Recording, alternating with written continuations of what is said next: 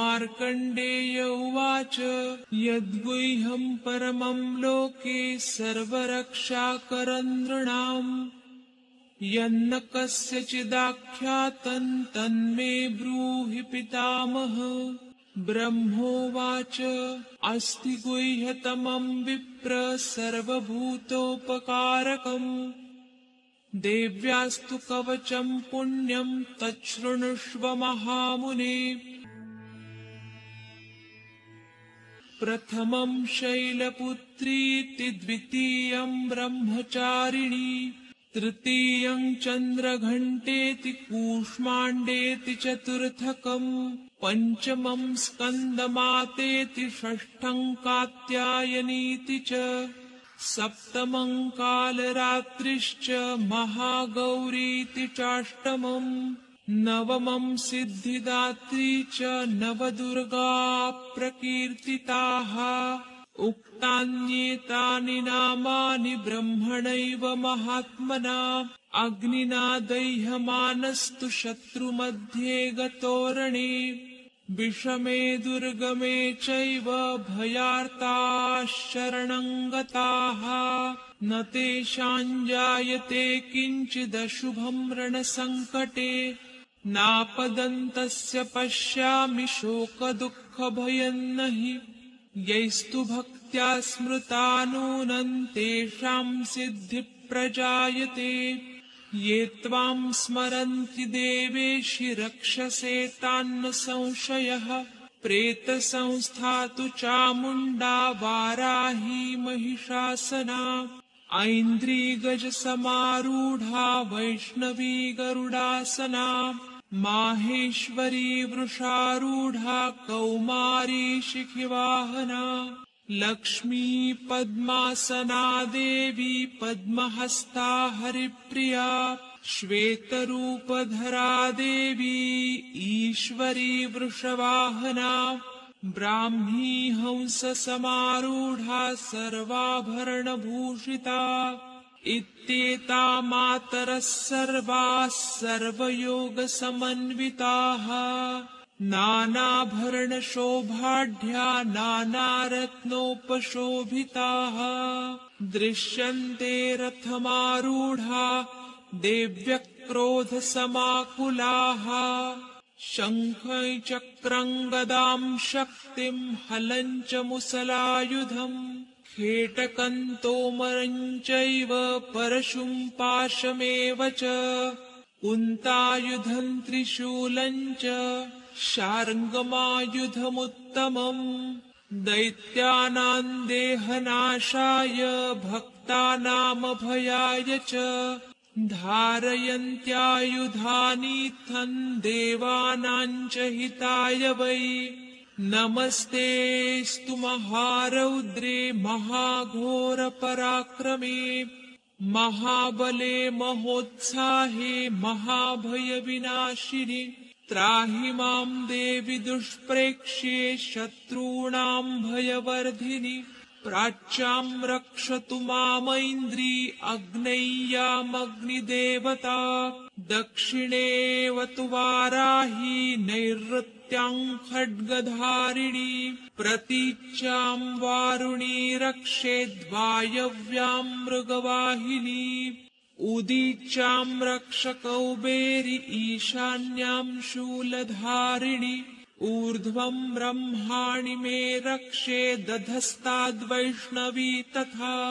एवं 10 दिशो रक्षे चामुण्डा शववाहना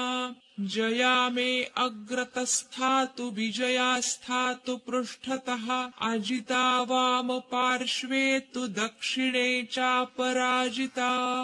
शिखां मे द्योतिनी रक्षे दुमामूर्ध्नि व्यवस्थिता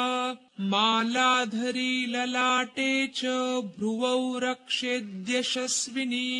त्रिनेत्रा च भ्रुवोर्मध्ये यमघण्टा च नासिके शङ्खिनी चक्षुषोर्मध्ये श्रोत्रयोर्द्वारवासिनी कपोलौ कालिका रक्षेत् कर्णमूले तु शाङ्करी नासिकायां सुगन्धा च उत्तरोष्ठे च चर्चिका आधरे चामृतकला जिह्वायां च सरस्वती दन्तान् रक्षतु कौमारी कण्ठमध्ये तु चण्डिका घण्टिकां चित्रघण्टा च महामाया च तालुके कामाक्षी चिबुकं रक्षेद्वाचं मे सर्वमङ्गला ग्रीवायां भद्रकाली च पृष्ठवंशे धनुर्धरी नीलग्रीवा बहिः कण्ठे नलिकान्नलकूबरी खड्गधारिण्युभौ स्कन्धौ बाहू मे वज्रधारिणी हस्तयोर्दण्डिनी रक्षेदम्बिका चाङ्गुलीस्तथा नखाञ्छूलेश्वरी रक्षेत् कुक्षौ रक्षेन्नलेश्वरी स्तनौ रक्षेन्महालक्ष्मीर्मनःशोकविनाशिनी हृदये ललिता देवी उदरे शूलधारिणी नाभौ च कामिनी रक्षेद्गुह्यं गुह्येश्वरी तथा भूतनाथा च मेढ्रं मे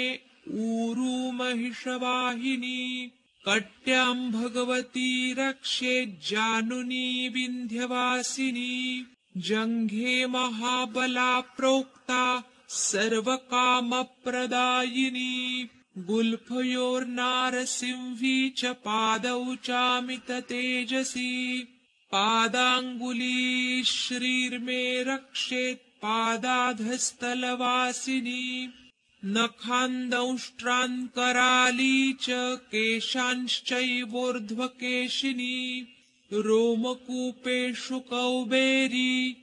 त्वचं वागीश्वरी तथा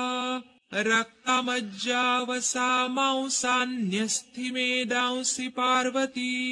अन्त्राणि कालरात्रिश्च पित्तं च मुकुटेश्वरी पद्मावती पद्मकोशे कफे चूडामणिस्तथा ज्वालामुखी नखज्वाला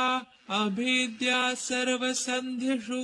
शुक्रं ब्रह्माणि मे रक्षेच्छायां छत्रेश्वरी तथा अहङ्कारं मनोबुद्धिं रक्ष मे धर्मचारिणी प्राणापानौ तथा व्यानं समानोदानमेव च वज्रहस्ता च मे रक्षेत् प्राणकल्याणशोभना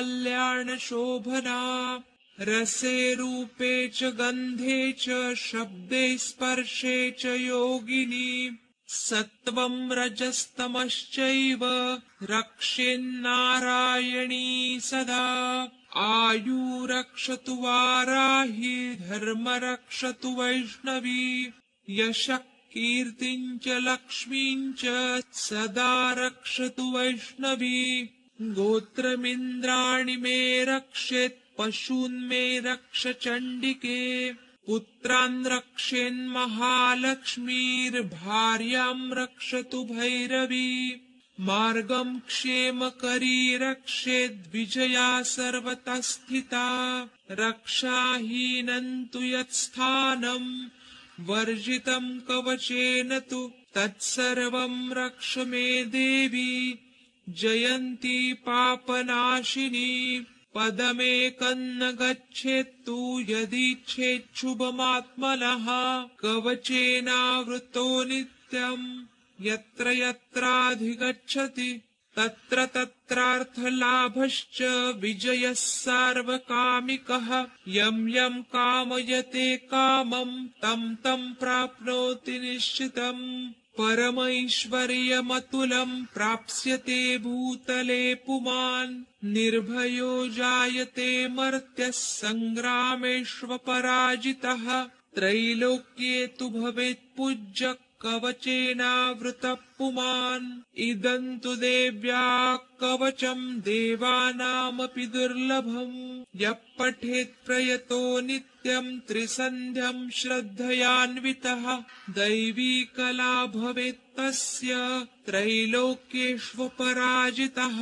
जीवेद्वर्षशतं साग्रमपमृत्युविवर्जितः नश्यन्ति व्याधयः सर्वे लूता विस्फोटकादयः स्थावरं जङ्गमं वापि कृत्रिमं चापि यद्विषम् अभिचाराणि सर्वाणि मन्त्रयन्त्राणि भूतले भूचराखेचराश्चैव जलजाश्चोपदेशिकाः सहजाकुलजा मालाः शाकिनी डाकिनी तथा अन्तरिक्षचरा घोरा डाकिन्यश्च महाबलाः ग्रहभूतपिशाचाश्च यक्षगन्धर्वराक्षसाः ब्रह्मराक्षसवेताला कूष्माण्डा भैरवादयः नश्यन्ति दर्शनात् तस्य कवचेहृदि संस्थिते मानोन्नतिर्भवेद्राज्ञस्तेजो वृद्धिकरं परम् यशसा वर्धते सोऽपि कीर्तिमण्डितभूतले जपेत् सप्तशतीं चण्डीं कृत्वा तु कवचं पुरा यावद्भूमण्डलं धत्ते सशैलवनकाननम् तावत् तिष्ठति मेदिन्याम् सन्तति पुत्रपौत्रिकी देहान्ते परमं स्थानम् यत्सुरैरपि दुर्लभम् प्राप्नोति पुरुषो नित्यम् महामाया प्रसादतः लभते परमं रूपं शिवेन सह मोदते।